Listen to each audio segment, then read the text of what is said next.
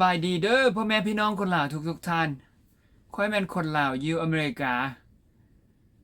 เป็นเรื่องดีเนาะที่เราได้มาพบมาพ้อกันอีกมื้อนี้ค่อยมีเรื่องสำคัญอยากจะมาเว้าให้ฟังเรื่องสำคัญนี้แม่นเฮาอยากฮู้ว่าเฮ็ดแนวใดจึงจะมีความสำเร็จในชีวิตคิดว่าหลายคนก็คืออยากจะฮู้อยู่ดอกเนาะเรื่องแนวนี้แต่ก่อนจะเว้าถึงเรื่องนี้ค่อยอยากจะบอกว่าค่อยมีร้านขายเครื่องคอมพิวเตอร์ชื่อมันว่าแนวนี้ 5 star computer square site มันเป็นร้านออนไลน์ถ้าผู้ใดมีความจำเป็นหรือว่ามีความอยากได้เครื่องคอมพิวเตอร์ก็ขอให้ไปเบิ่งแล้วก็ขอให้มาสนับสนุนหรือว่ามาอุดหนุนได้เด้อโอเคครับอย่าละลายบัดนี้เราจะเว้าถึงเรื่องเลยเนาะเริ่มจากทางนอกพี่เลยการที่จะมีความสำเร็จบ่ว่าเกี่ยวกับเรื่องใดน่ะโลกอันนี้ในชีวิตอันนี้มันบ่มีทางลัดและมันก็บ่มีทางง่ายนอกเสียแต่ว่าเจ้าทึกเล็กหรือว่าได้รับหมุนมรดกจากพหุมันอาจจะง่ายอยู่ถ้าเป็นแบบนั้นนะแต่ธรรมดาแล้วนี่บ่มีหยังง่ายอยู่ในโลกอันนี้หวังว่าทุกคนก็คือจิฮู้อยู่เนาะว่ามันเป็นแนวนั้นซั่นๆเนาะโอเคมันมี3อย่างที่คนผู้หนึ่งต้องเฮ็ดต้องฮู้ต้องมีคันถ้าหากอยากจะมีความสำเร็จในชีวิต1จะต้องฮู้ว่าเป้าหมายของเจ้ามันแม่นหยังหรือว่าเจ้าต้องเป้าหมายเจ้าต้องตั้งเป้าหมายกับชีวิตของเจ้าคันถ้าหากเจ้าบ่ฮู้ว่าเป้าหมายของชีวิตของเจ้านี่มันแม่นหยังหั่นน่ะเจ้าจะเฮ็ดได้จึงเจ้าจึงจะมี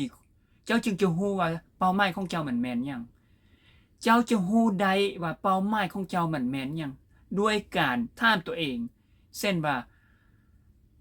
เจ้าอยากเป็นหยังเจ้าอยากเฮ็ดหยังหรือว่าเจ้าอยากได้หยังสำหรับข้อยคำถามที่ข้อยมักถามนี่นะจะแม่นแม่นหยังเป็นเรื่องสำคัญที่สุดในชีวิตของคนผู้หนึ่งคำตอบที่ข้อยตอบก็แม่นแนวนี้เรื่องที่สำคัญที่สุดในชีวิตของคนผู้หนึ่งแม่นเรื่องการอยู่การกินคันถ้าหากบ่มีการอยู่การกินบ่มีข้าวกินมื้อนึงนี่นะหรือว่า2มื้อเฮาจะฮู้เฮาจะเฮ็ดลดความเดือดร้อนของชีวิตหั่นน่ะฉะนั้นแหละมันจึงแม่นว่าเรื่องการอยู่การกินเรื่องมีข้าวมีน้ำกินเรื่องมียามีเหือนอยู่เรื่องการเงินเรื่องเงินเรื่องทองเป็นเรื่องสำคัญที่สุดในชีวิตของคนผู้หนึ่งแม่นบ่ Now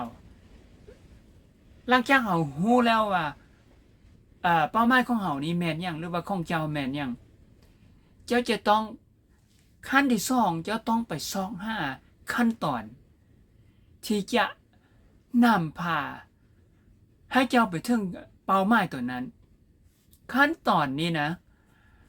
มันก็จะแตกต่างกันขึ้นอยู่กันกับว่าเป้าหมายนั้นมันแม่นหยังว่าซั่นซะเพราะว่าแต่ละเป้าหมายขั้นตอนมันจะบ่คือกันแต่มันก็บ่แตกต่างกันหลายปานใดดอกสิ่งที่สำคัญที่ต้องจำไว้นั่นก็แม่นเจ้าต้องไปซอกหาขั้นตอนว่าจะเฮ็ดแนวใดจึงจะไปถึงจุดหมายปลายทางอันนี้แล้วมันมีส่วนองค์ประกอบอันนึงที่ว่ามันหลีกเลี่ยงบ่ได้หรือว่าที่คาดบ่ได้นี่น่ะเจ้าต้องมีเรื่องเส้นเรื่องสมาธิและเรื่องมีปัญญาเรื่องเส้นนี่หมายถึงเรื่องมีระเบียบมีวินัยเจ้าต้องเป็นคนที่ว่ามีระเบียบสูงเรื่องสติมีเส้นสมาธิแม่นบ่มีสมาธิหมายถึงเจ้าต้องมีสตินี่นะมันเฮ็ดให้เจ้ากลายเป็นคนที่มักสังเกตในเช่นตัวอย่างสังเกตในนิสัยในการกระทำในความคิดของตัวเองหรือว่าในสังเกตในความคิดของผู้อื่นในเหตุการณ์ต่างๆมันจะเห็นในสิ่งที่คนอื่นบ่เห็นมันจะเข้าใจในสิ่งที่คนอื่นบ่เข้าใจนะค่อยนี่นะเป็นสาวพุทธแต่ ใช้ชีวิตมาได้หลายปีดูแต่บ่เคยเห็นคุณค่าบ่เคยรู้คุณค่าของความมีสติจนมาแบบว่าได้พบความทุกข์ความยากในชีวิตเลยหันหน้าไปเพิ่งพาใส่การฝึกลมหายใจเข้าออกเนี่ยฝึกให้หูลมหายใจเข้าออกมันจะให้ถ้าเจ้ามีสติจะสติของเจ้ามันจะดีขึ้นเวลาเจ้ามีสติแบบค่อยเบาเมื่อกี้แหละมีสติดีนี่นะมันจะเฮ็ดให้เจ้ากลายเป็นคนมักสังเกตเราจะเห็นข้อบกพร่องข้อดีข้องามข้อบ่ดีข้อบ่งามของหลายสิ่งหลายอย่างของตนเองแล้วก็ของผู้อื่นฉะนั้นมันเป็นเรื่องดีที่ทุกคนต้องรู้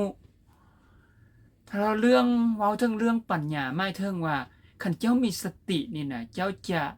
แบบว่าเมื่อกี้ล่ะเห็นน่ะสิ่งที่คนอื่นบ่เห็นเข้าใจน่ะสิ่งที่คนอื่นบ่เข้าใจแล้วมันจะ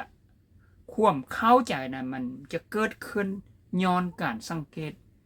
ฉะนั้นเรื่องสตินี่เป็นเรื่องสำคัญข้อที่3ที่ใหญ่ถ้าเจ้ามีความสำเร็จนั่นก็แม่นเจ้าต้องทบทวนการดำเนินไปถึงเป้าหมายดำเนินไปสู่เป้าหมายของเจ้านี่นะอยู่เลย